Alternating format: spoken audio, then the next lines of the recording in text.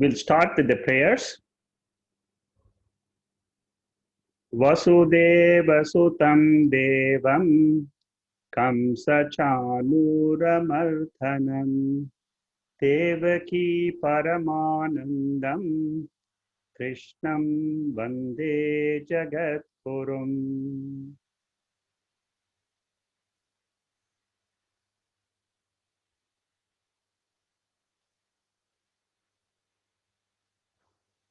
Lord Krishna has taught us in the first 3 chapters our nature as pure consciousness, awareness principle. This is the knowledge which he is teaching us throughout the Bhagavad Gita. Without this knowledge, we take ourselves as the body-mind complex. How do I transform this vision from the body-mind complex Jiva to the pure awareness consciousness is the theme of the entire Gita. Once you understand that we are all a mixture of the awareness principle together with the matter, which is the body and mind, then we are ready to start our journey. The main teaching was taught in the 2nd chapter, how to differentiate Atma and Anatma in verses 12 to 25. Then in chapter 3, Karma Yoga was taught, and Karma Yoga is the first preparatory step to purify the mind. Today we are going to see chapter 4. The title of this chapter is Jnana Karma Sannyasa Yoga. Jnana means is knowledge. Karma means action. That means, how do I renounce the feeling that I am the doer while performing the action? In the 3rd chapter, the Lord taught us that all of us throughout our life have to do actions. But the attitude by which we do the actions will differ if we have this knowledge of Atma.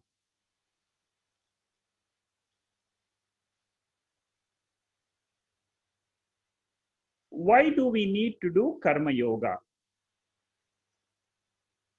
In the last session, I had differentiated what is karma and what is Karma Yoga. Karma means purely action without any specific attitude or with the attitude to get a particular goal. Karma Yoga means it is an action which involves an attitude that I am doing that action for the sake of purity of my mind. And why do I need the purity of mind? It is to learn to realize this Atma.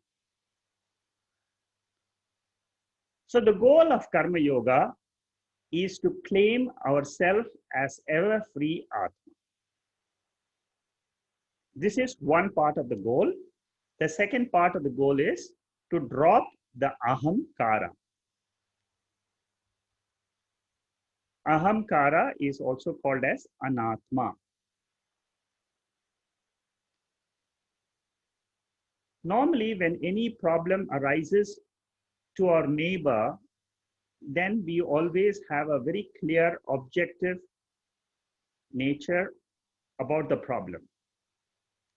Normally, we neighborize the problem. If somebody is having a problem, we are able to think properly, analyze clearly, and come out with solutions. What Lord Krishna is teaching us here is that I-ness in my body-mind complex, that karta bhava, kartrutva bhava, which is called as ego, ahamkara, you treat it like a neighbor. And what are you? You are sakshi, the witness, in whose presence the actions are going on.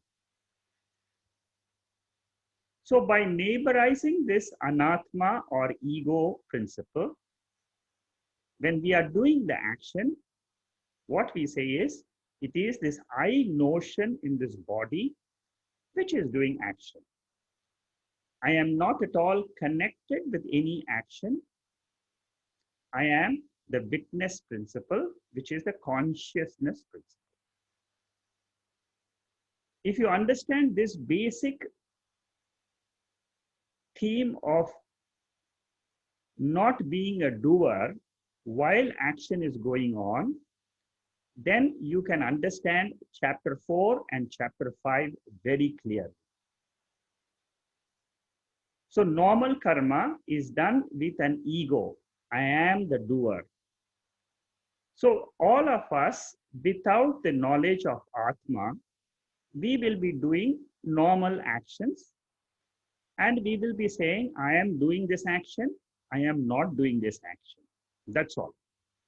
So when I am saying I am doing this action and not doing this action, my focus is on the ego, on the intellect, on the I notion in the body. But what is the change required? The change is, I am the Atma, which is the Sakshi. And in my presence, this Ahamkara, the I, which is a false I, a reflected I, with the mind instrument is doing the action. I am the pure consciousness in the sleep state.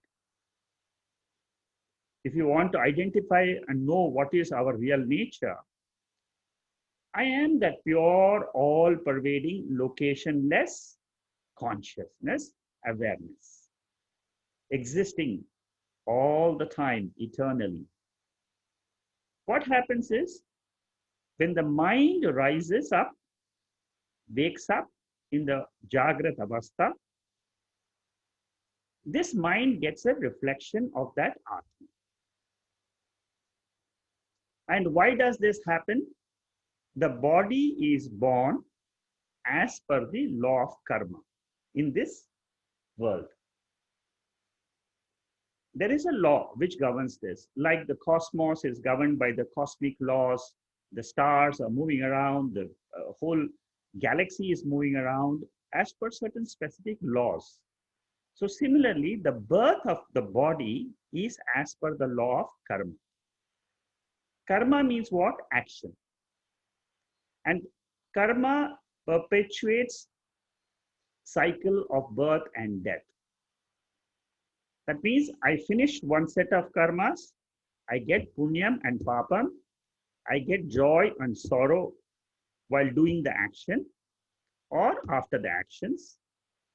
And then the body drops, and then the mind takes another body. This is what we call as karma. Action which is binding the body. What is karma yoga? Karma yoga means it's a change of attitude. It leads to liberation, moksha.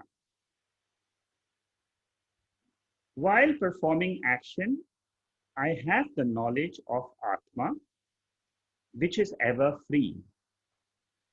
It is never involved in any action. And Once I change the focus to Atma, then I can say, as Atma, the pure awareness principle, I don't do any action. This attitude in the mind makes the mind purified. When the mind is purified, I can get a clear knowledge of this awareness principle. Just like as I see this body and mind acting today so clearly, as we practice this attitude of karma yoga, we will see very clearly that we are not the doer of actions, but actions are going on in the presence of the awareness, consciousness principle.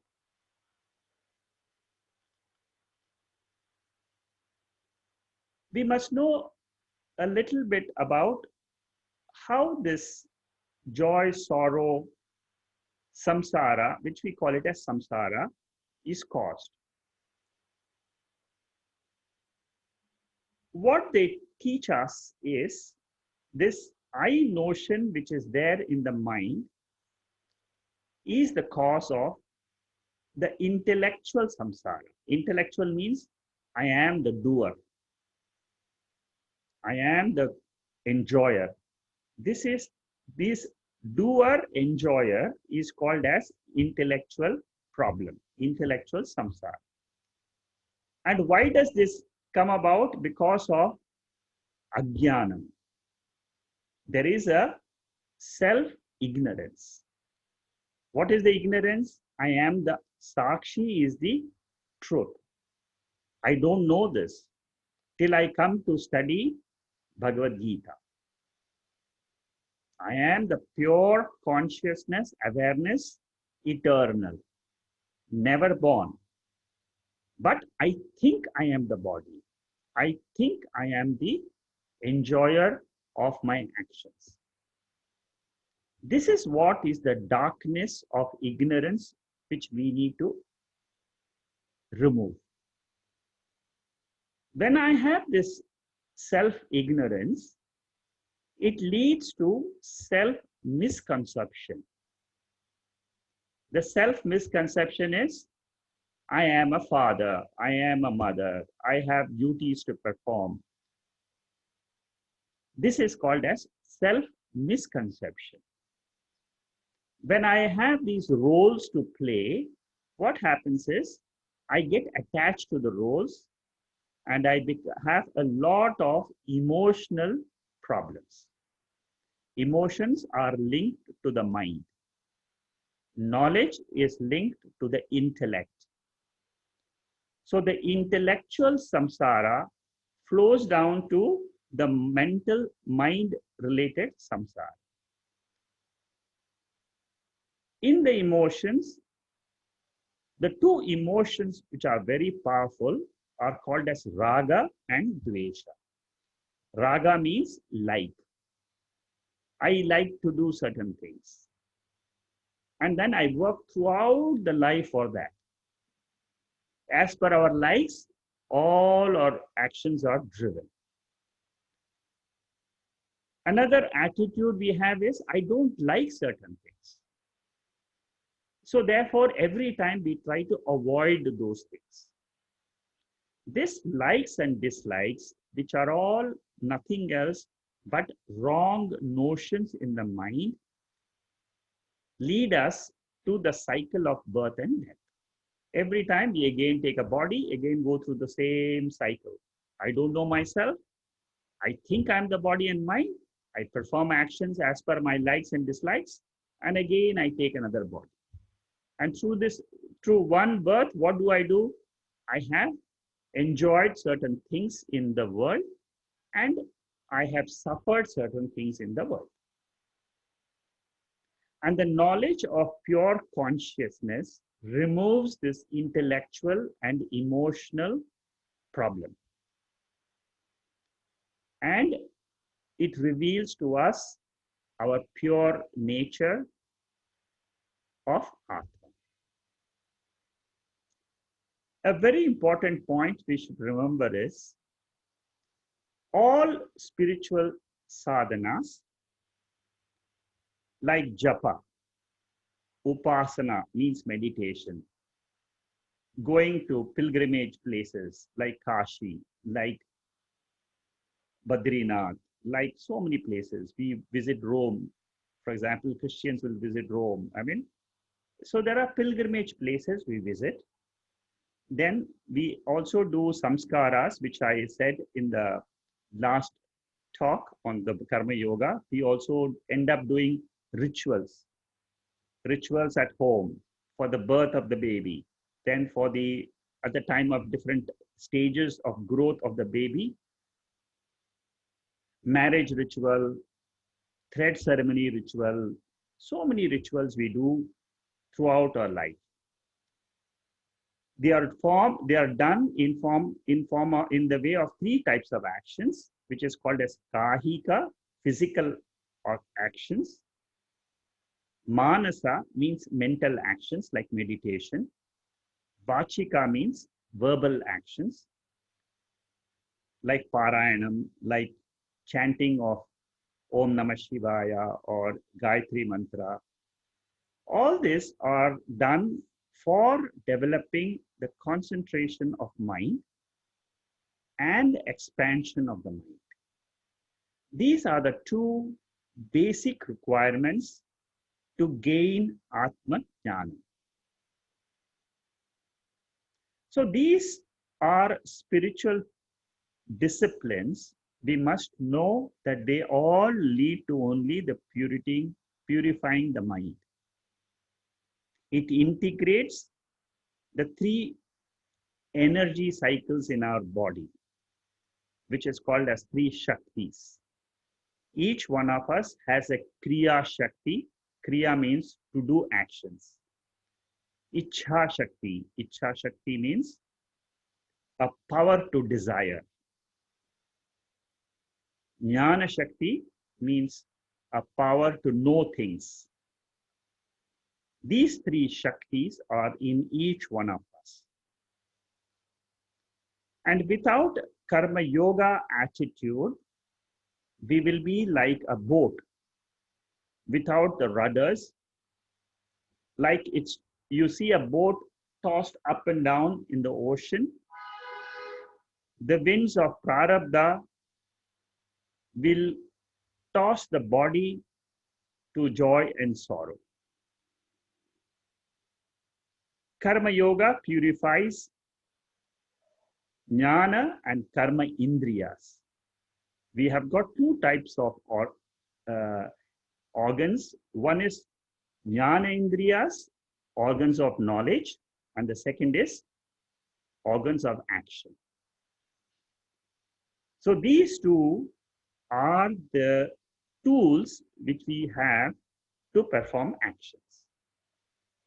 And the attitude of doing the action properly leads to spiritual growth and wisdom. The culmination is we come to realize that we are spiritual beings, eternal spiritual beings with a temporary human body for a few years. This is how the philosophy of Karma Yoga is explained in this particular chapter. Now let's dive into the chapter directly. If you understand this chapter well, the next chapter is very easy because it is the same subject matter which will be discussed again with a few changes here and there, but the basic concept, the idea is the same. This chapter, as I said, called Jnana Karma Sannyasa, that means through knowledge, I learn to drop actions. And through knowledge of Atma, I learn to drop that I am the doer, enjoyer of this body and the world. And what will I remain as? I am the Sakshi. I am the witness. I am always there. This is the feeling which we all have since birth till date. We don't change. Our consciousness never undergoes any change. This is the reality which Lord Krishna wants to teach us. 42 verses divided into 3 sections. The first section is called as Ishvara Avatara. This is a unique topic, a side topic, not so much linked to the entire cycle of knowledge which we are trying to learn, but a relevant topic. Then this is one topic for 15 verses. We will study what is the cause of an avatara. Avatara means the birth of God in this earth in a certain form, like Rama, like Krishna. These are all avatars. It's a God appearing in the form of Rama, God appearing in the form of Krishna to teach certain things or to remove some sorrows from the people who live in a particular age. 16 to 24 is the actual gist of this text. It talks about what is inner sannyasa and what is physical sannyasa. Physical sannyasa will be focusing more in the next chapter. And in this chapter, we'll be focusing more on the renunciation through an attitude in the mind, which is called as inner sannyasa. All householders can follow this method to know what is that pure consciousness. And then the third section is Jnana sadhana phalam. That means what are the benefits of this knowledge and what are the means of gaining this knowledge. So there are 12 disciplines which is taught at the end of the chapter. And we will see what are those disciplines to learn to abide in our nature. The first 2 verses are explaining the secret of Avatara. And what it says is, Imam vivasvate yogam proktavanaha mavyayam. Vivaswan manave praha manurikshva kave bhavit.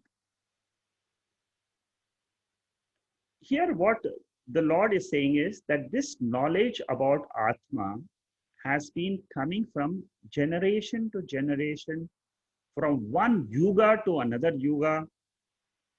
It's been always there. So the first, what he says is, the Lord taught this knowledge first to the sun god. Sun god here is called Vivaswan, Surya Devata, Aditya Devata. And then he taught this to his son called Manu. And Manu taught to his son called as Iswaku. Ramavatara is supposed to be a Surya Vamshi. From this, Rama was a king. Several kings in India, they were all belonging to the lineage of the Aditya Devata. So this knowledge was given, it was given to the kings in the earlier stages because they could rule the kingdom based on this fundamental principle that they are pure consciousness awareness principle. So that is how Lord Krishna introduces this chapter, and he says this knowledge is not a new knowledge. The 4 Vedas, which is the fundamental source called as Rig Veda, Yajur Veda, Sama Veda, Atharvana Veda. These are the 4 scriptural texts, the primary texts where this knowledge is hidden. What Bhagavad Gita does is, it takes that hidden knowledge of Atma, that pure awareness, and it tries to explain to us in a simple language, in the form of a song. Lord Krishna teaches in 18 chapters. The same idea is also conveyed in Shvetashvatara Upanishad. And it says that the original source is hidden in the Vedas. Lord created the Brahma and then gave Brahma, the creator of this whole universe, this knowledge of 4 Vedas. And therefore, in certain pictures, we see Brahma having 4 heads. 4 heads are only symbolic of the 4 Vedas. These rishis in the past, rishi means a person who is able to see these mantras. He can see these mantras very clearly, which is existing. They are called as mantra dishtakaraha. They can know these mantras and then they can teach those mantras. They are not kartakaraha. Kartakaraha means they are not inventing these mantras. These rishis, these yogis, they are able, because of their shakti of the mental power which they have gained through yoga, they are able to see, they are able to hear some of these knowledge which exists and which is the main cause of this entire universe. The entire universe, we come to know, has this knowledge. And how does this Avatara come down in the plane? That is what is being explained in the verses 6 onwards. What we are going to see is what is the cause of this Avatara. Then we are going to see the 4 aspects of this avatars. Rama taught by demonstration. Krishna gave teaching. So one Rama Avatara, he demonstrated all the values. And Krishna gave the teaching of Atma. They are the 2 different, they came in 2 different yugas.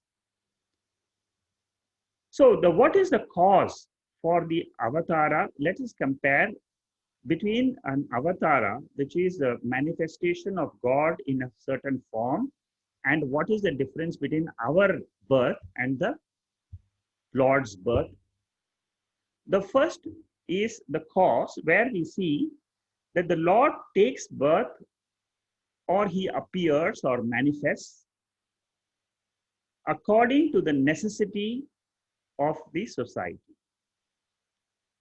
Therefore, he is a master of this body and mind, whereas we, Jivas, are taking birth because of our punyam and papa.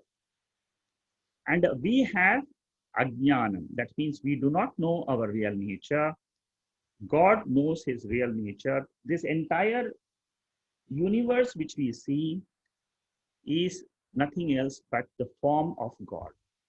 If you can see that as a form of, that is what Lord Krishna is going to teach, that what is this whole universe? This is my form. This is my form which is with gunas. Whereas I have another form which is the pure nature, pure consciousness. So in the Puranas, we get different avatars. Hiranyakashipu is one avatara, Narsimha avatara. There are different avatars which we read in the Puranas. But what Lord Krishna says is very important to know. Ajopi san abhyatma bhutanam ishwaropi san prakritim swam avashtasya sambhavatmi mayaya. I am born with form, but actually my real nature is I am unborn, I am imperishable. I take birth by my own Maya Shakti. So that is the nature of the Avatara. What is the Swarupa? What is the nature with reference to the knowledge part? We are all bound by ignorance. And we have moha, that means we have delusions. Like I mentioned earlier, self-ignorance leads to self-misconception. And self-misconception is nothing else but delusion. So the Lord, he is born free. He is born as a mukta purusha. Whereas we are baddhaha. Baddhaha means we are bound, whereas he is free. He comes, does the duty and leaves. Similarly, what Lord is teaching us is, do your duty in this world, know your nature as pure consciousness, you will be free of the delusions. His birth is called as Mayikam. Mayikam means abhautika sharidam. That means it doesn't come like our normal bodies, which are all born of the 5 elements, and it is an indirect creation, whereas Lord's creation is a direct creation. He just comes, appears, and leaves. That's it. This is the difference, one of the differences between Mayika Krishna Shariram or the Avatara Sharirams. Then, what is the role of an Avatara? What is our role? Our role is, we know, we enjoy or we suffer. That is the only two things we have in our whole life. And this is because of Punya Papa exhaustion.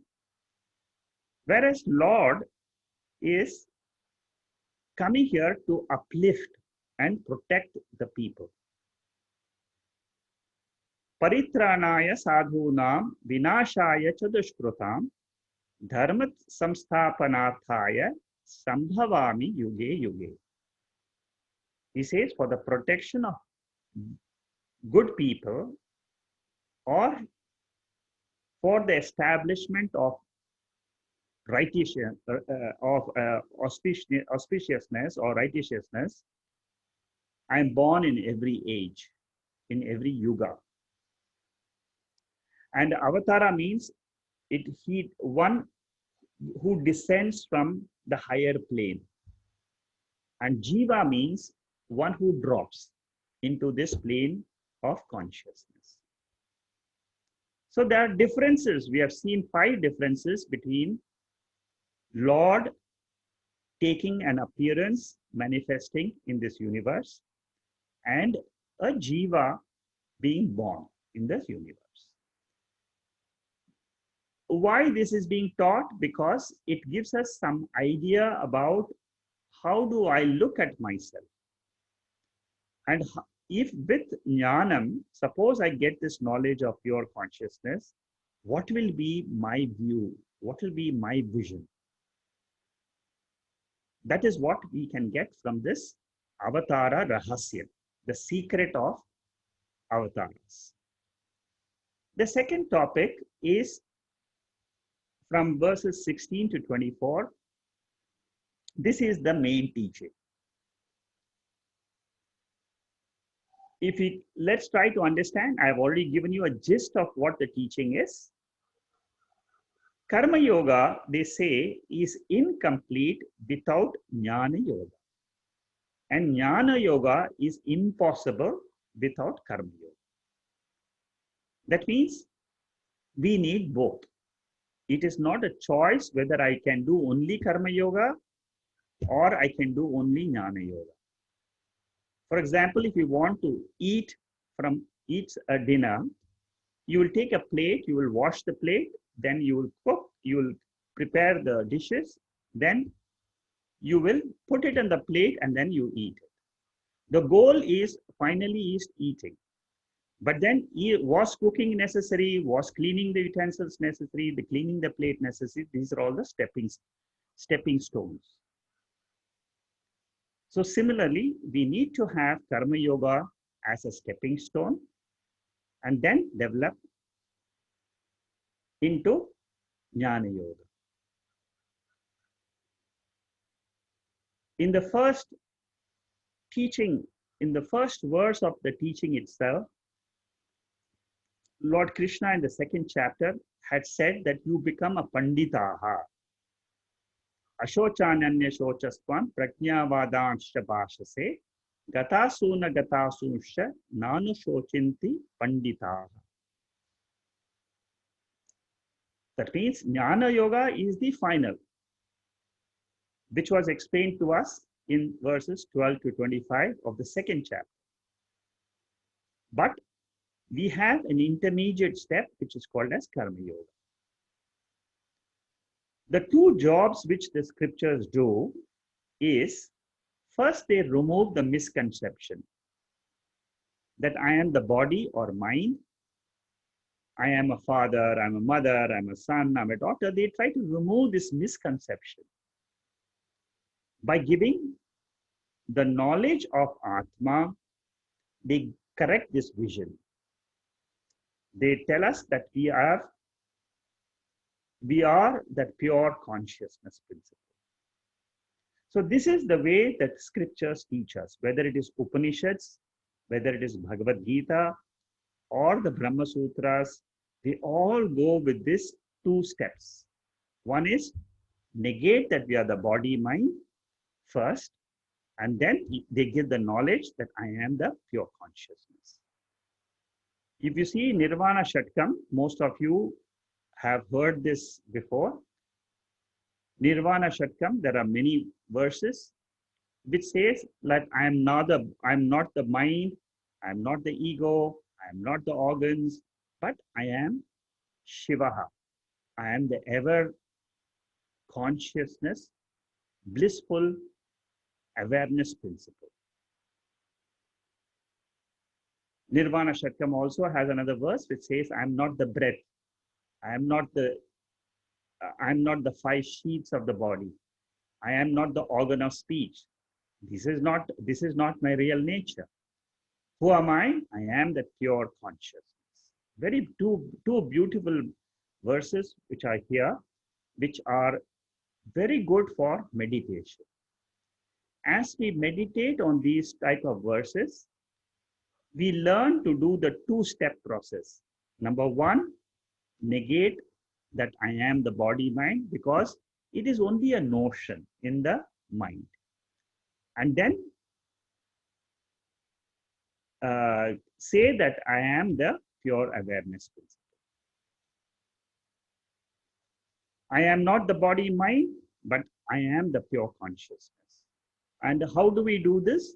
We normally, what we do is, for example, we take a spectacle and we put it on, and then we sometimes forget that we are using the spectacles. And when somebody asks us, what are the things you have? You say, I'm seeing everything in the world. But when they ask us, do you see the spectacles? We forget it. We forget to enumerate one of the things which we are using is the spectacles. Similarly, body and mind is a spectacle, is an instrument used by the Jiva. The Jiva is a pure consciousness, awareness principle. That is the intrinsic nature. But we forget this, and then we keep on thinking that we are the body, and then we worry about the body, we worry about the mind, and then we spend all our life behind these two things.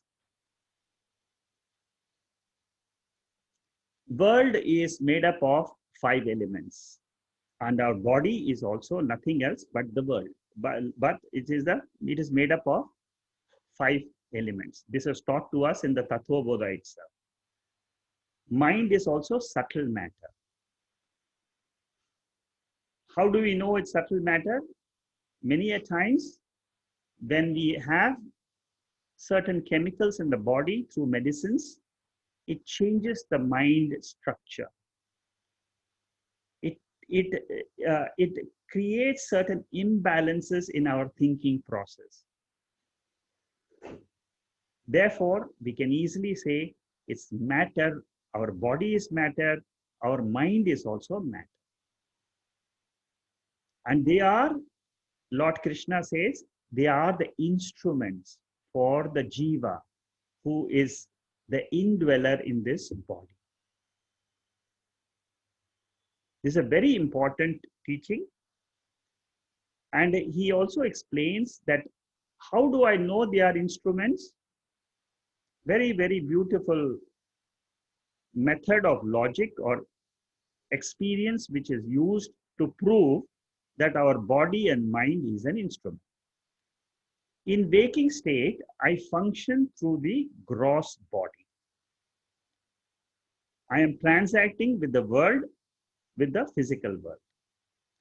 In dream, I do not use the physical body, but I use a different body, which is created, which is a mental projection.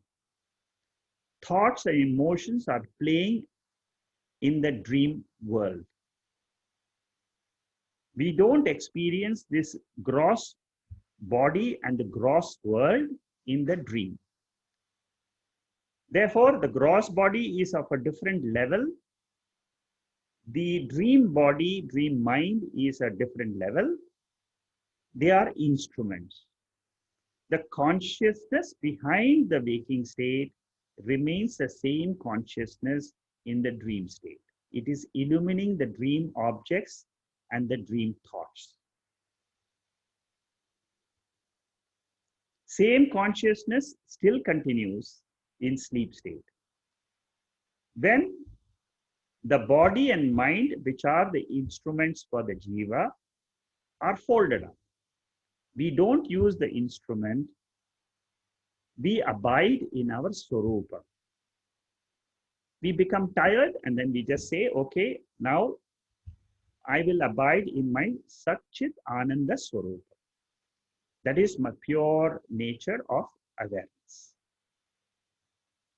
So this three states of consciousness, each one of us is experiencing daily.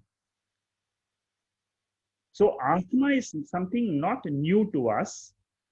All of us are experiencing 24 hours of the day this pure awareness consciousness principle. By analyzing our own nature, our own experiences in these three states, we are able to realize our own intrinsic nature as the pure consciousness. This is called as Avasthatraya Viveka. One full Upanishad called as Mandukya Upanishad explains this in very, very great detail. Perhaps maybe in 6 months' time, we will be doing that Upanishads. So, I, the pure consciousness, I exist as a spiritual personality. So the first lesson was, I am not the body mind. It is an instrument. The second lesson is, I am the spiritual personality. I am the consciousness principle. And the waking and dream are only experiences. They are only appearances. My pure nature is consciousness. I am not a human being, but I am a spiritual being. Human being means you get a body attached to it. You get a mind attached. But this pure being, which is a spiritual essence, is without sharira, without the body and without the mind. This is an extremely important lesson because all of us, through our body and mind, we are trying to realize this pure consciousness, which is without body and mind.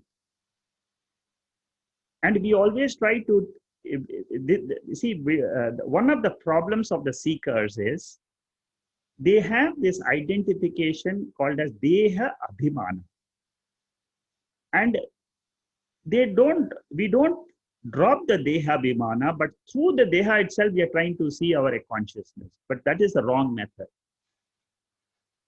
We have to drop this entire identification with the body mind through the experience of the sleep state, understand our real nature. So the scriptural logic we use, body and mind is an incidental instrument which I have in my waking and dream. In the real intrinsic nature, I am pure awareness. That is the logic. The third lesson of Jnana Yoga is, how do I know what is intrinsic? The heat of the water, we call it as incidental. And the heat of the fire, we call it as Swarupam, intrinsic. There is no fire without heat. The same cannot be said of water. Water exists without heat. But the heat is borrowed from the fire principle. When we heat the water in the stove, the water borrows heat from the fire and it remains warm for a certain time. Similarly, body mind borrows consciousness for a certain period of time to have sukham and dukkham, to have the experiences of joy and sorrow. But our innate nature is pure consciousness. And that is the non-variable factor in all the three states. Like I said, body is gross body only in the waking state, not in the sleep state or in the waking, in the dream state. Subtle body is there only in the dream state. Subtle body means the projections, the the creations of the mind, of the vasanas, that is there in the. It is there in the dream state. It is not in the sleep state. And that subtle body of the dream is not there in the waking state. So this is how the Upanishads, they try to arrive at a logic and say that there is a common principle which never dies, which never changes. That is called as art. I, the pure consciousness, I put on the physical body in waking. I put on the mind created vasanas in the dream and enjoy the inner world of emotions. I, the pure consciousness, drop the body, gross body, subtle body, and I learn to abide in Atma Swarupa. This Atma, which is without the body or the mind, is called as Purnaha. Purna means complete, full. And it is Nityaha. Nitya means it is beyond the time. Means it is imperishable. That is the goal which we need to understand as our real nature. And what is the size of Atma? Atma doesn't have any size. We feel that we are limited because this consciousness is shining in the mind. Through the mind, it reveals this body. So the size of Atma is nothing else but the size or location of this body and mind. But in sleep, I don't experience any limitations. Atma is Purnaha. It is full and limitless. It is infinite. I, obtaining in sleep as Sakshi, as the witness of the sleep state, is the real I. Dressed up with Kanchukam, that means with dress, with uniform. And this uniform is called as Ahamkara, I. The moment I put on the mind The mind gets the reflection of the consciousness. It becomes ahamkara. In the waking state, it is the ahamkara I. In the dream state, it is ahamkara I. In the sleep state, ahamkara gets dissolved. And the pure consciousness is revealing the dissolved state of ahamkara. And generally, to convey this limitlessness, they usually scriptures uses the example of space. Space is limitless. It can hold the entire cosmos. Similarly, consciousness is limited. Therefore, we say, I am akarta atma, non-doer atma. Body and mind is doing actions. Verse number 18 is a very important verse of this chapter. 18th verse and another 2-3 verses I will tell you. This verse, karmanya karmaya pashe akarmani cha karmayaha sabuddhiman manusheshu sayukta krishna karma krite. It's a tricky verse, one of the tricky verses of the Bhagavad Gita. Many people have confusions in this verse. He who recognizes inaction in action and action in inaction is wise among men. He is a yogi and a true performer of all actions. Let's try to analyze this a little bit so that we can remove what we can come to know what is action, what is inaction. You must learn to see this verse from two angles.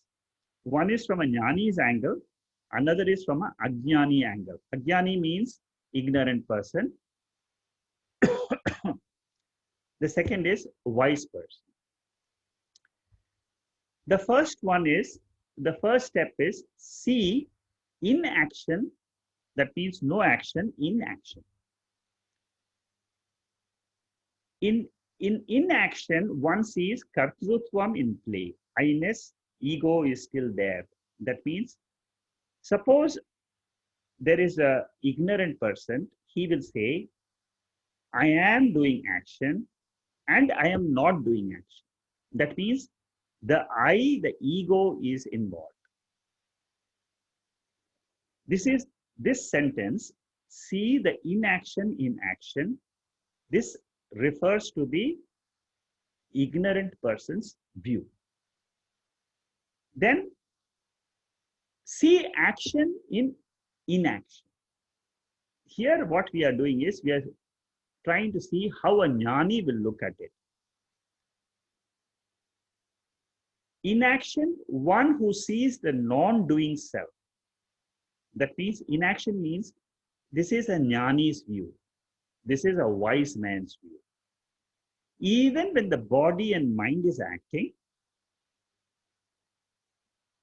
a wise man will say, I am not acting because I know I am Atma. So doing and non-doing is because of a notion in the mind for a ajnani, for a ignorant person. Whereas a wise person knows, I am always the Sakshi. This is what the verse is trying to explain. It says, you try to understand that you are Atma, the pure consciousness principle, and in 3 periods of time, you never do any action. It is the nature, Prakriti, which does all the actions at all times. Now, this is the understanding. This understanding is called as knowledge. And with this knowledge, I can renounce all actions in the mind frame. This is called as mental sannyas. In the mind, I know that I am not the actor. I am not the enjoyer. I am not the doer. It is the body and mind which is acting. I am the pure consciousness. This is true knowledge. Very important point. For example, you see gold and you see ornaments, like a ring, like a bangle, like a chain. While seeing the ring, bangle, or a chain, if you have the vision that they are all nothing else but gold, this is called as the wise man's vision. That means the focus, the knowledge in the intellect is what? I am seeing gold. I don't see name and form. Ring name and form is different. The chain name and form is different. The bangle name and form is different. Name and form is different, but the gold is the same. Similarly, Atma Drishti. If I see a stone in the idol, I can see it as a stone, or I can see it as representing God. In a temple, we see a form of an idol. So that idol is actually only a stone. But then in that stone, I'm visioning, I have got a buddhi of Bhagavan existing there. So my entire vision changes. Similarly, in our day-to-day transactions, while the body and mind is acting, we should try to transform our attitude that I am the Atma. I am not the Karta. I am not the doer. I am only a witness. I am only a light which is illumining all these transactions. The whole world is born in this consciousness. In my waking state, from the deep sleep state, the whole world is born. In Jagrat. Again, I go to the deep sleep state, it resolves. The world resolves. So when I have the vision of Atma, this vision is called as the pure vision. This is the knowledge which Lord Krishna is trying to teach us. Yasya sarve samarambhaha kama sankalpa varjitaha jnanat dagda karmanam tamahu pandito buddhaha. Once a person gets this knowledge, which is called as Atma Jnanam, then this knowledge is called as the fire. This fire burns down all the actions you may have done in several births. And then you are a free person. It happens. This is what is called as the purifying effect of knowledge. That is why Jnanam is called as Pavitram, the best purifier in the world. Purnatvam and Akritvam are essential features of Atma. That means I am Purnaha. I don't lack anything. I don't need anything in life. As a spiritual person, all human struggles are born out of this ignorance of this fact that I am that pure, full, complete Atma. This apurnatvam or limitation is a notion in the mind. Like, for example, a child will seek fulfillment in toys. A child, if you buy a toy, he is extremely happy, but for a certain time only. Again, he becomes unhappy. A youth will say, I want a car, I want a real car, I want to get married, I want to get this. A middle-aged person will say, no, my children have to get settled. Then I'll be happy. These are all, we seek fulfillment in different, either objects in the world, situations in the world, events in the world, or people in the world. Always we are seeking. If we are ignorant of the fact that I, the Atma, am full, complete, I don't need anything because that is my nature. The desires can be so many. But Purnatvam comes not from the finite world of objects, but it is from this knowledge of Atma. This seeking will continue from birth to birth.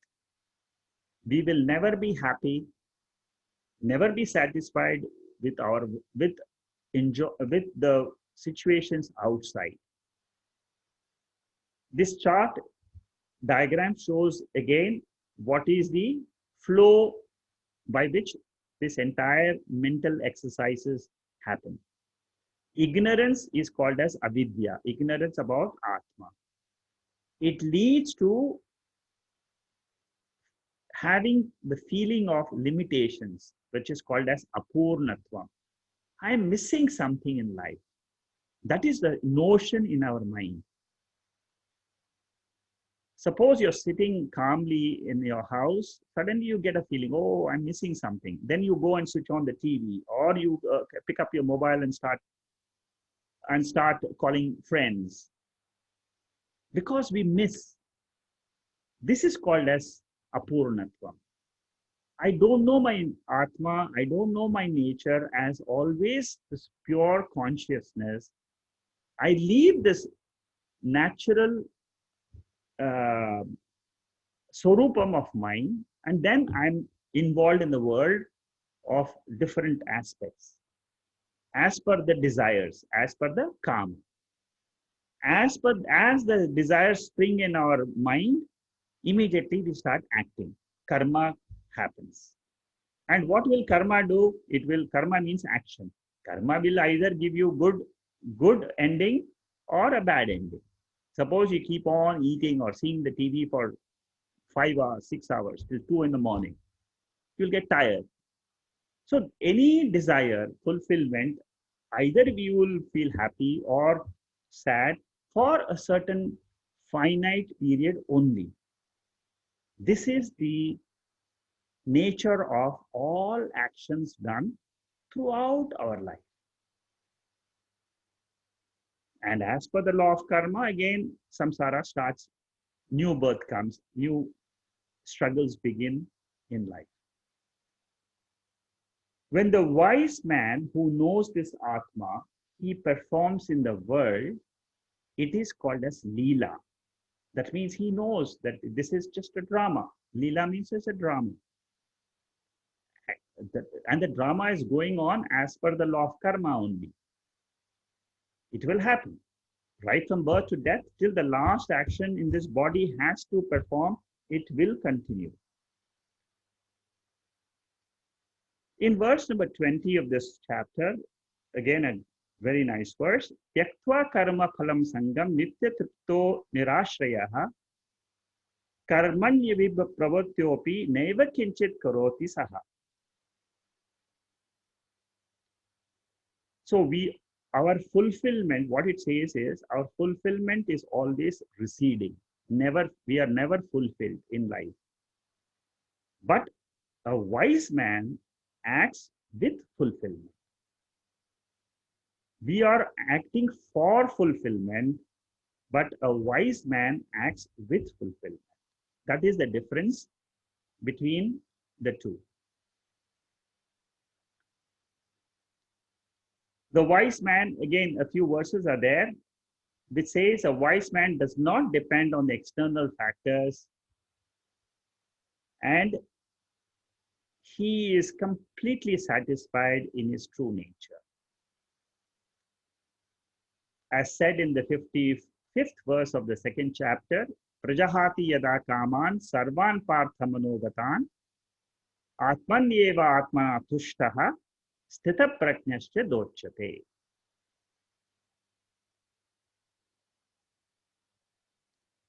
In the 23rd verse, it describes a jnani, and it says a jnani is devoid of attachments to the body and mind, and his actions are all dissolved in Atma. So that is all as per the knowledge about Atma is concerned, and how through this knowledge of Atma, I can give up the notion of doership, enjoyership, because they are only notions, they are only thoughts which are born in the mind, and then they get dropped off. But by knowing this pure consciousness, I can remain in my Swarupam. That is what is the knowledge of Atma, how it changes the attitude by which I do actions throughout my life. This knowledge is called as Jnana Karma Sannyasa Yoga. Through knowledge, I renounce all actions. Now, in the third section, Lord teaches us how we can practice this knowledge in all our activities.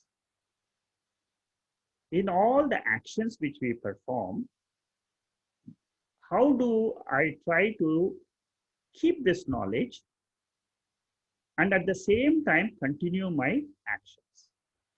There are two aspects to it. This will teach us how to do karma yoga, which is the essential topic, how to perform actions as a yoga. That is one. And second, it will teach us how the mind gets purified. This verse number 24 is a very popular verse in the Bhagavad Gita. It is chanted generally before eating food.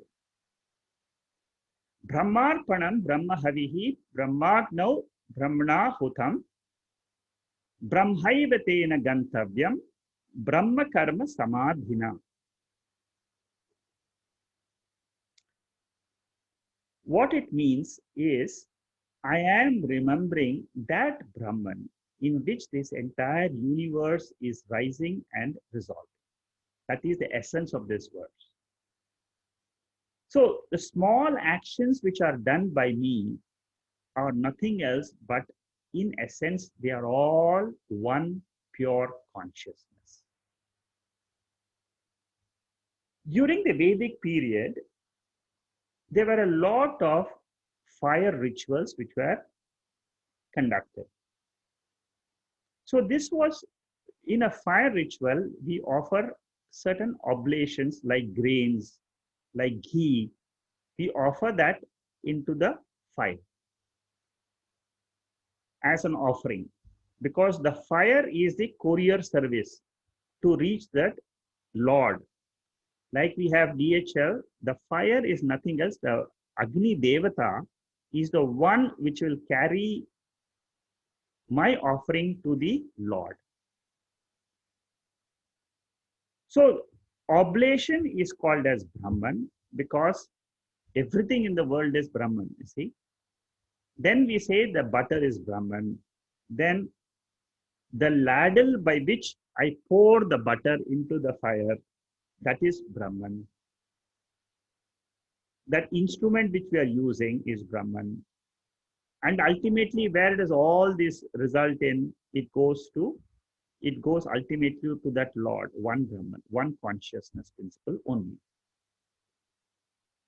So, having this attitude that it is body and mind are basically instruments, they are dropped in the Brahma Jnana Agni. That means that in the knowledge of one consciousness principle, I learn to drop all my actions. When I learn to drop all my action, it is called as the I notion, ahamkara, which is dropped in the fire of knowledge of the pure consciousness. When I learn to do this, the ahamkara, the individuality, loses the power and it becomes weak. When it becomes weak, then this pure consciousness shines in my mind.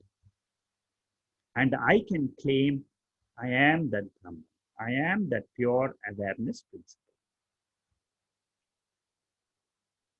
Why do we generally chant before food? Because that Lord who is there, I can remember that Lord, that pure consciousness, I can remember because every day I take food.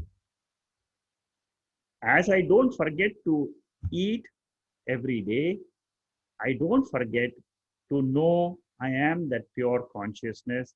I invoke that pure consciousness in this body. Therefore, we chant this mantra. This is an invocation of our own pure self. So if you can practice this, very good. A lot of people, they practice this. You see, even if you don't know any verse from the whole Gita, at least you learn this verse. You chant every day before food, and then you remember that pure consciousness principle, one verse out of the 701 verses of the Bhagavad Gita. At least you would have learned, yes, there is something in me. I'm trying to go towards that. Then there are 11 other yajnas. Yajna means worship, means of worship. Now, different means of worship are taken, 11 different disciplines are taken to come to this Atma. In the 25th verse, Daiva Yajna is enumerated. God is seen in the fire element. The Devata of the fire element is this God, which is worshipped. The same fire principle, when we light up a lamp at home, that is the same principle. The same fire principle is worshipped at home by lighting a lamp. So what we are saying is all duties we are regarded as Deva Yajna. I do all my duties as if I am doing the duty for the Devata. Like I light a lamp, I do all actions. Like lighting a lamp is an action for the Agni Devata, I perform all my actions, whether it is small, meaningless, anything, even if it's the smallest action, like cooking, like, anything, walking, bathing. We take any action as a duty. All the duties throughout our life, we take it as Deva Yajna. That is what is said in the 25th verse. 26th verse talks about two yajnas, the third and the fourth, Indriya Samyamya Yajna and Vishaya Grahana Yajna. What is Indriya Samyama? See, we are experiencing the world through the sense organs. So when I learn to stop the objects coming into the senses, controlling the objects, that means controlling my sense organs. That is called as Indriya Samyamya Yajna. That means I control the sense organs. That becomes a worship for me. For example, going to Himalayas is a desire. But if I stay away from it, that is called as Damaha. That means I control. Suppose I want to go and see all the 7 wonders of the world, but I control the sense of, because all the places are ultimately nothing else, but it's a simple place. It is just a form and a name which is changed. That's all. You going to Switzerland or going to London or going to any place, ultimately, if you go and ask the persons living in that particular place, he will say, I'm better off. I would like to come to Singapore and see the place. There are many people. So if you are in one country, you want to see the other country. If you are in another country, you want to see the other country. So this is called as Indriya Samyamya Yajna. Controlling the sense organs. Controlling the sense objects, that means using the sense objects dharmically, is another way of controlling the sense organs.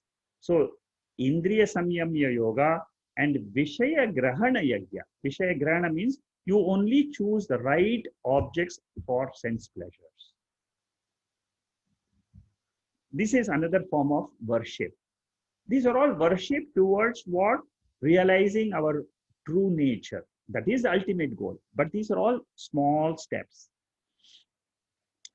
The next one is called as Atma Samyamya Yajna. And this is mind control, which is called as Samadhanam. And Samadhanam means what? This is using the yogic philosophy. I control the mind. Three terms are used: dharana, dhyana, samadhi. Together, when I do it, it is called as samyama. Dharana means when I'm meditating, I'm bringing the mind to one place. So suppose my mind is going around all the areas, all around the world. I bring the mind to one place. That means it comes and rests in my mind. I bring all the thoughts to one place. That means that is called as dharana. This is a shakti which we all can develop. Then once you have brought the mind from different objects to one object, that is the dharana principle, then the mind is given an object of worship.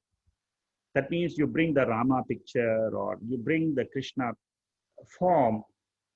That is called as dhyanam. You don't allow the mind to waver from that principle. The mind is focused on one thing. That is called as dhyanam.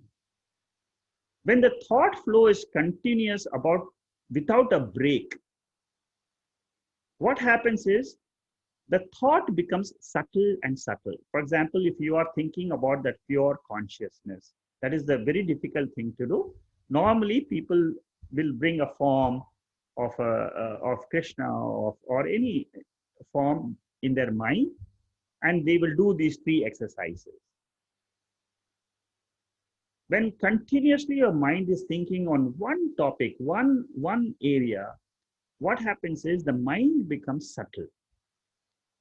And as the subtlety goes, for example, even chanting Om Namah Shivaya or Gayatri Mantra, what happens is the thought becomes subtle and subtle and subtler and subtler.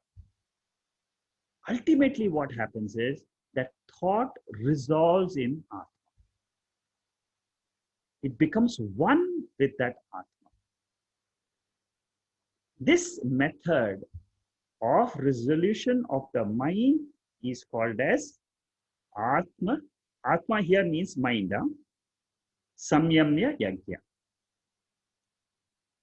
This is following the Patanjali Yoga Sutras, Dharana, Dhyana, Samadhi together. In the next verse, there are different yajnas here, 5 yajnas here. Dravya yajna is offering of grains in the fire. Or, for example, suppose you give charity, money. That is giving dravya. You have certain wealth, you just part with it for a good cause. You donate to the government to help the poor people. Different forms are there for charities. So that is called as dravya yajna. Ashtanga yoga is also one form of worship, where yama, niyama are taken up as a control for the sense organs and the mind. Tapo yajna, there's a correction there. It's not tamo yajna, it's tapo yajna. Now, tapas means taking up vows. I take a vow, I will, I take a vow that I will visit the temple every Saturday. That is a tapas. Swadhyaya means, again, these are all controlling the mind towards what? To building up the strength in the mind to know that pure consciousness. Swadhyaya means chanting of slokas, parayanams, memorizing Gita verses. These are all again another form of worship. Jnana yajna here means knowing the meaning of the verses. Like here we are trying to learn the meaning of Gita verses. Therefore, this is called as Jnana yajna. By doing this, what happens? I am trying to make my mind one pointed. I'm trying to purify the mind. And by doing this, what I'm learning to go towards that consciousness principle. This is a very important step. Apane juhati pranam, prane panam tatha pare, pranapanagati rutva, pranayama parayanaha. What it says is, this is pranayama yajna. Many yogis, many people who are practicing yoga, they do this regularly. Pranayama is also a form of worship. Why? Because it can control the mind. Purvaka, Rechaka, Kumbhaka, holding, inhaling, exhaling, holding, inhaling, exhaling, holding. This is a form to reach the consciousness in us. Upadesha Sara says, Prana Bandhanat Leena Manasam, the mind which gets absorbed by the restraint of the pranas gets destroyed by contemplation. Like a bird is caught by a net. Here the net is what? The prana. The mind is like the bird. So I control the mind by controlling the prana. Very beautiful verse of Ramana Maharishi's Upadesha Sara. Eka chintanat nasam etyada. That means I am able to come to that reality, Atma principle, by purely controlling my breath. Some people control by vritams. I will not eat for one full day. That is a vritam. Ahara niyama yajna. This is called as the last yajna. It is called as moderation in diet. All yajnas are all born of actions by Prakriti. That means they are all actions. But who am I? I am the Sakshi. I am not the Ahamkara, the doer in this body. So when I am the Akarta Sakshi, then I can see all actions as performed by the body-mind complex. Realizing this truth is called as the final Brahma Yajna. That Brahmarpanam which we saw in the beginning, that is what is the ultimate realization. This entire actions are all coming out of Brahman and they resolve in Brahman. That means the self is always there, eternally it is there. Actions are coming and going. They stop, they start, they stop, they start. They are born in the mind and they resolve in the mind. As fire reduces fuel to ashes, all actions are destroyed by the knowledge of the self. That is why we say all the karma phalams. That means in the law of karma, there are certain results of actions which I'm supposed to enjoy in this world, in the future births. But by the knowledge of this Atma, pure consciousness, all the actions which are in my account, they are nullified. They get burnt. Exactly like what? Like how you pour butter in a fire and it gets burnt and it becomes ashes. Similarly, like how you put wood into the fire, it becomes into ashes. Anything you put into the fire, it turns into ashes. So all these actions are dropped into the fire of knowledge that I am pure consciousness. This jnanam is generated by Guru Upadesha.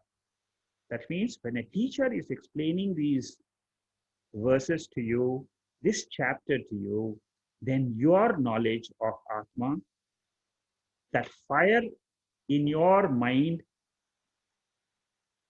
rises. That knowledge can burn, has the capacity to burn the entire karmas which you have in Jaka. That's what it says.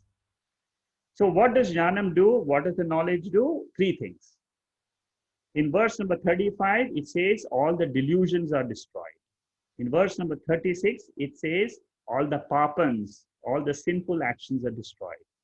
And in this 37th verse of this chapter, it says all the past sanchita, people who have done the Tattva Bodha will know what is sanchita. That means my previous actions, which are in my account, which is supposed to give me future births. They are all burnt.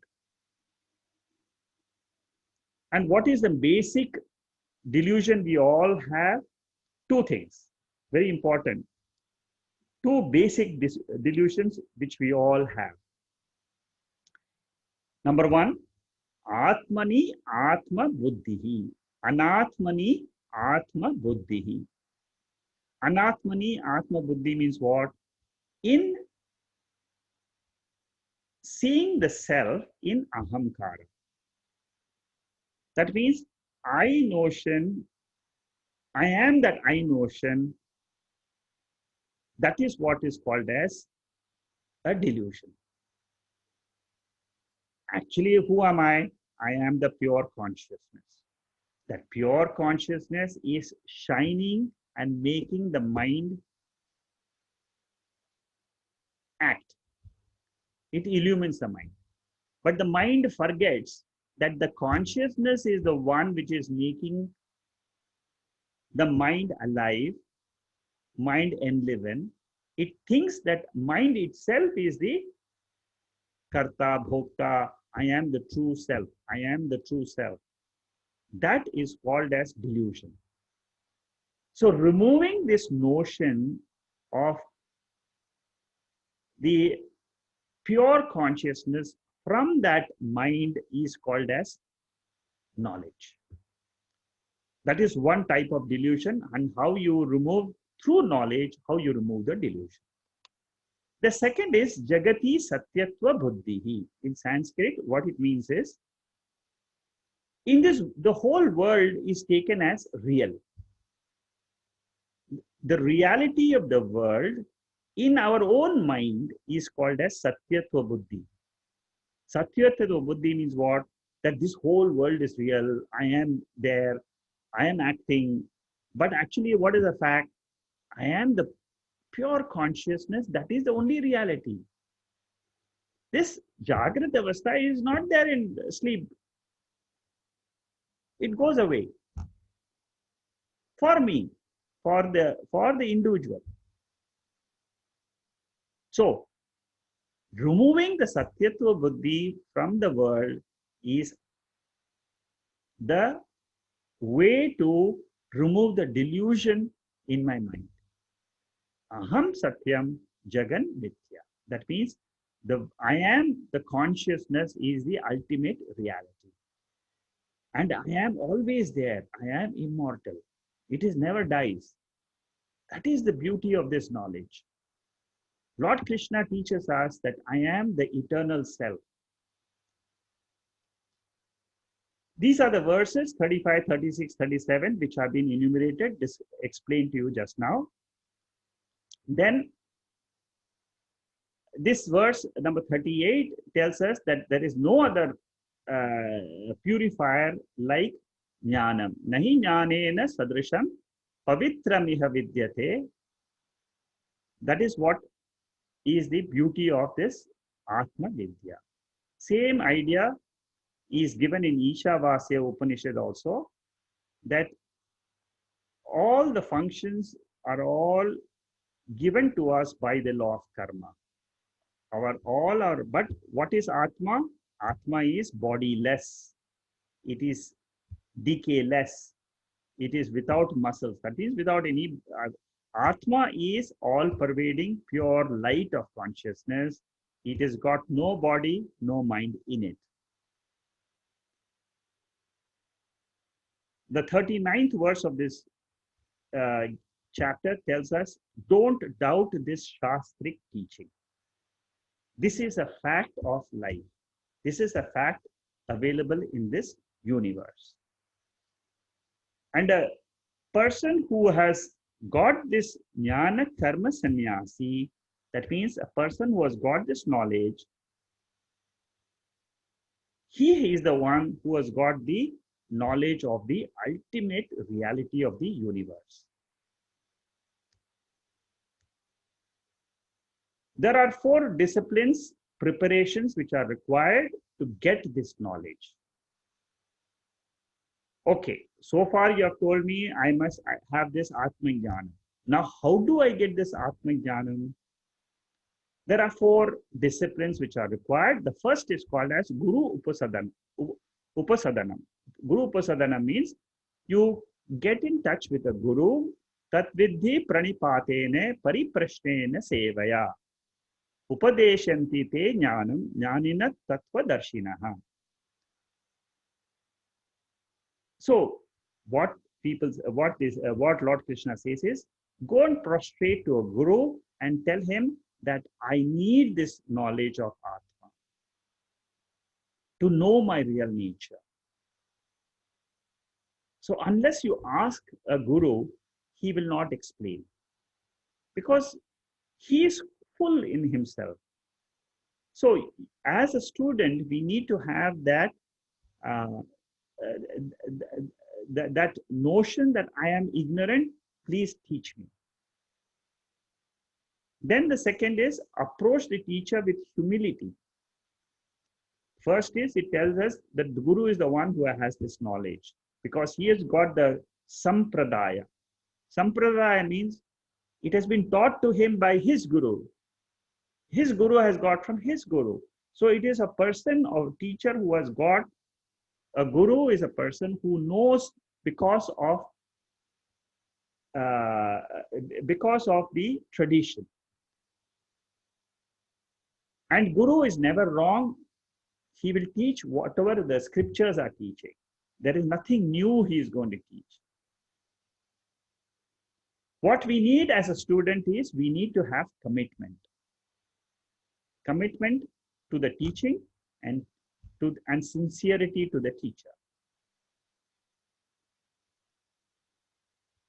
Once we have these 3 steps, then we have to have the discipline of sense organs and Ashtanga Yoga, or these are the things which we have learned, the 12 disciplines.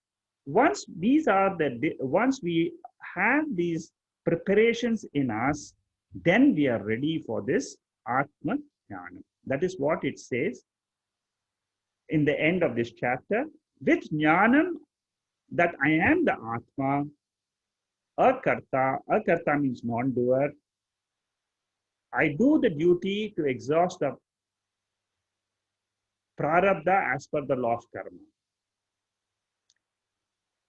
By the knowledge, I drop actions. By the knowledge of awareness, I drop the actions. I know that I am not a doer while doing the action itself. There is a story of King Janaka, who throughout his life ruled his kingdom. It's there in the Brihadaranyaka Upanishad. It says that the king had this knowledge, Atma Vidya, and he could do all his duties without any problems.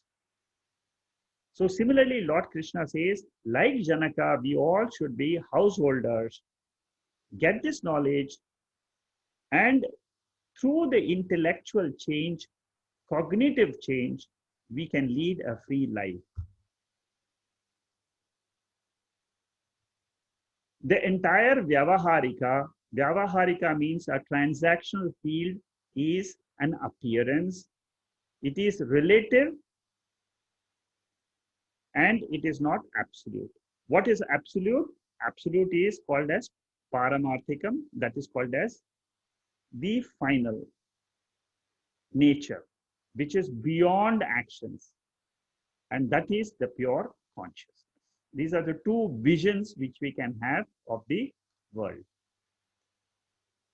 The vision of an ignorant person is body, mind is the doer. I am speaking the truth, I don't speak lies. This is again a notion in the mind. This is what is called as Jagat Drishti. That means I'm seeing name, not the name and form, I'm seeing the stone as a stone. Whereas a jnani, what is his vision? He is a sakshi, he is a consciousness principle, different than the body and mind. And with this attitude of Atma, we can drop all actions from our own mind. The third verse, the chapter 3, verse 1, had this first question of Arjuna. Jayasi chet karmanaste matha buddhir janardana tatkim karmani ghore mam niyojasi keshava. So Arjuna wanted to know, should I take, you are preaching knowledge, but you are asking me to do action. Should I follow knowledge or should I do action? That has been answered in this chapter.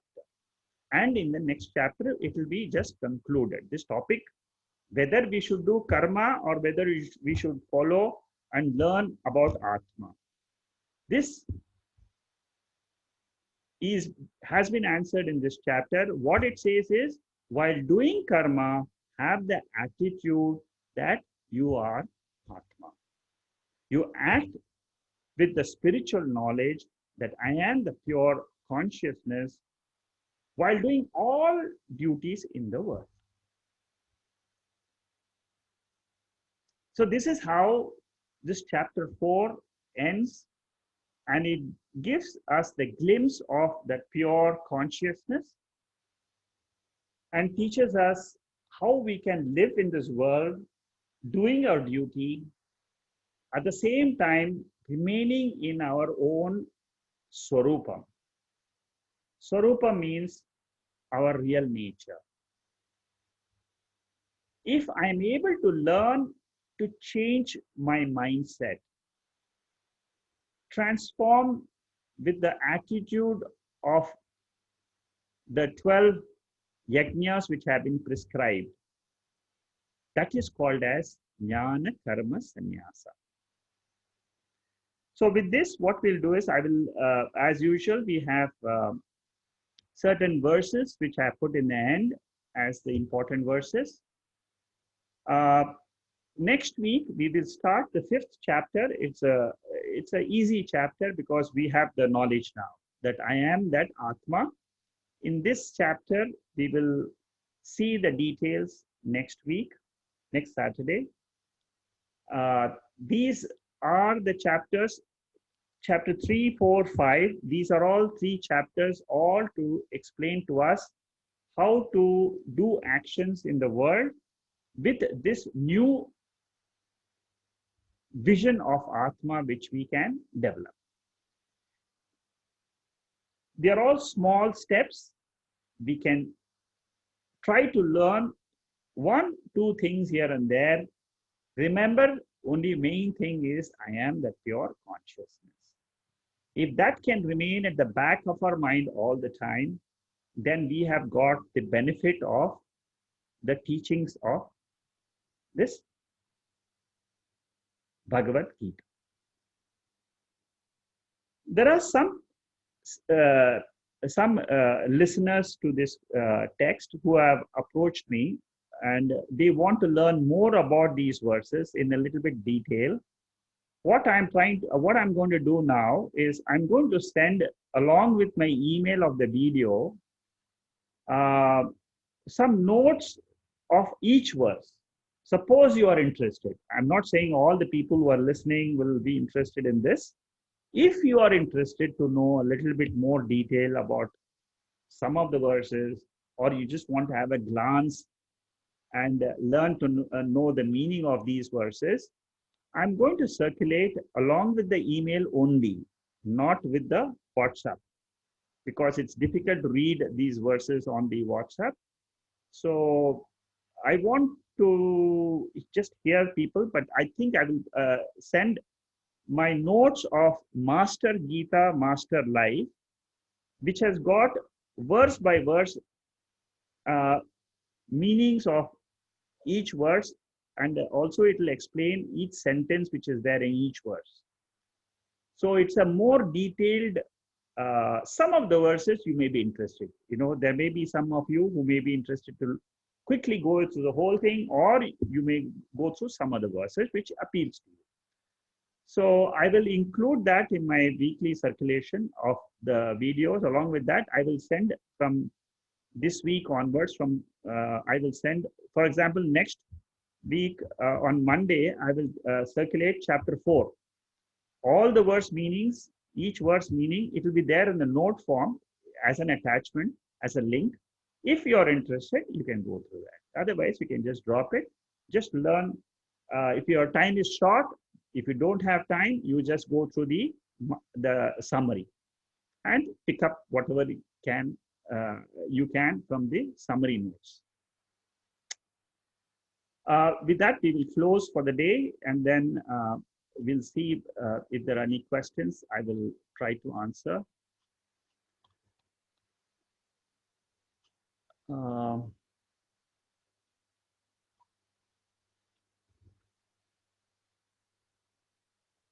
Om Purnamada Purnamidam Purnahat Purnamudachade Purnasya Purnamathaya Purnameva Vasishyade. Om Shanti Shanti Shanti. Hari Om Shri Guru Pyo Namaha. Hari Om.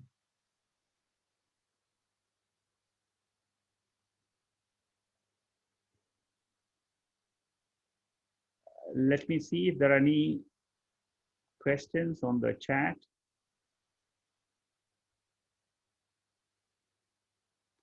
Okay, there is one question from Nanda Gopal.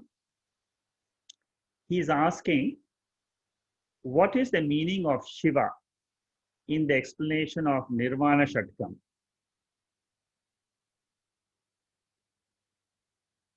Okay, it's a very good question.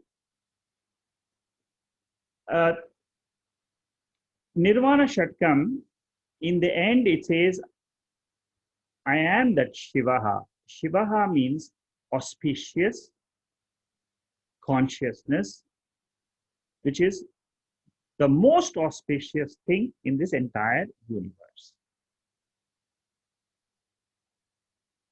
Normally, we think that we are the body, we are the mind. They are not auspicious, but they are the appearances which are to be used by us for knowing this Atma, for realizing this Atma. They are only given to us by the Lord for a brief period of time, but the whole purpose of our life is to realize this. This is the common goal of all human beings when they are born. So idea of this entire Nirvana Shatakam, I have some notes in the, I'm not so sure whether I have some notes in the website, but you can check in the website. There may be something, because I had taken some classes in the past on the Nirvana Shatakam. But to answer your question, Shivaha means auspicious. Auspicious, consciousness is auspicious, because in the presence of consciousness only, the entire world gets illumined. It's the most auspicious thing in the universe. There is nothing else in the universe as auspicious as the pure consciousness, and each one of us has this consciousness. Very important. I have the same, you have the same. It's the same treasure in each one of us. Nirvana Shatakam is a beautiful verse set which helps us directly. If you meditate on those verses, you will be able to drop the idea that I am the body. These are very, very beautiful verses written by Shankaracharya, and uh, they can directly give you realization of the pure self. But you must, this is a good first step in learning and in meditation. But then you should always remember that the world of body, mind, and this entire five elements is only an appearance in this consciousness. It is born out of this consciousness. It resolves into this consciousness. And therefore, I am that pure consciousness. Once you have understood, then what happens is the world loses its meaning, in the sense it loses its power to hold you. When you are more aware of this pure self, the mind gets strengthened. The mind has the strength of Atma, because the mind is only a reflection of that pure consciousness. The material portion is insignificant. But what is really giving the power to the mind is this consciousness. And once you own that consciousness as your real nature, that is called as auspiciousness in our life.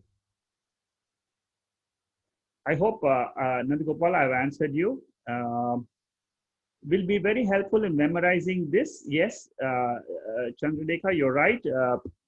In this Nirvana Shatakam is a very good to memorize. And then once you memorize it, you can bring back the thoughts. And once you bring back the thoughts, what happens is it helps us to dwell on art. Is anybody having any other questions? If they have, you can just ask. We have unmuted all of you.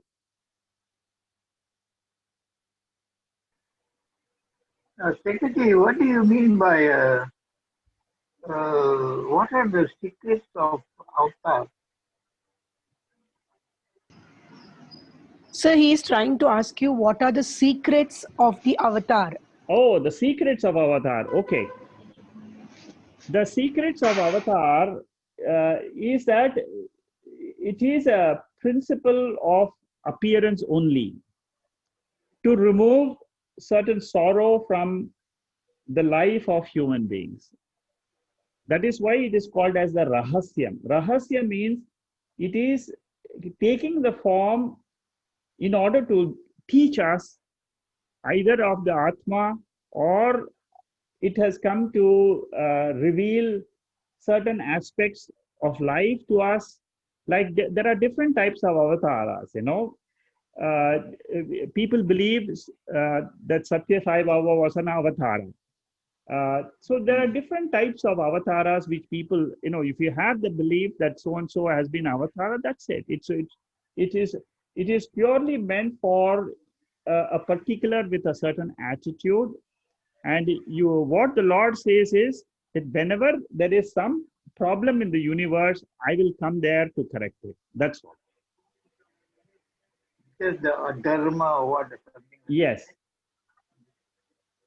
The righteousness or something.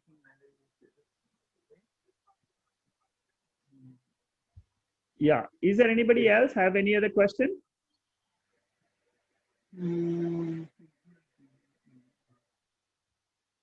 Yes, you were saying, I mean, Arjuna was asking question to Lord Krishna, should we choose karma or should we choose Jnana Yoga?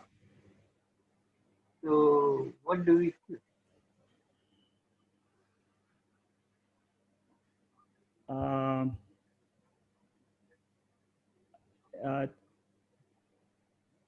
Still, I'm not able to hear you very loudly, but I don't know why. But So he is asking whether the Lord said to the Arjuna was asking the Lord whether we should choose the karma or the Jnana yoga, like which one to choose. yeah, what the Lord is teaching us is you learn first. You try to do karma yoga.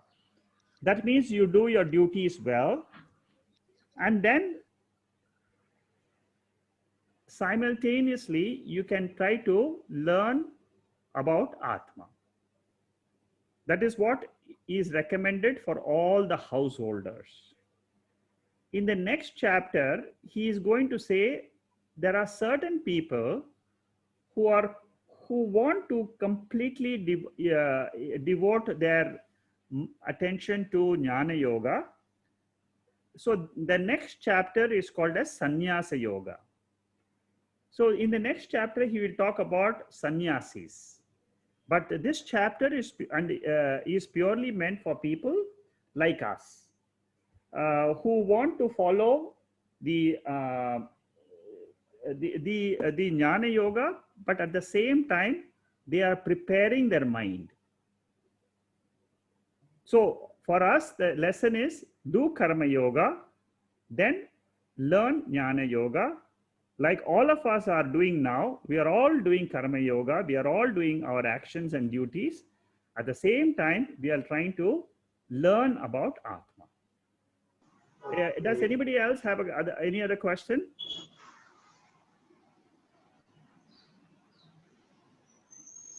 Okay, thank you, Mr. Speaker. I think getting late for you. What?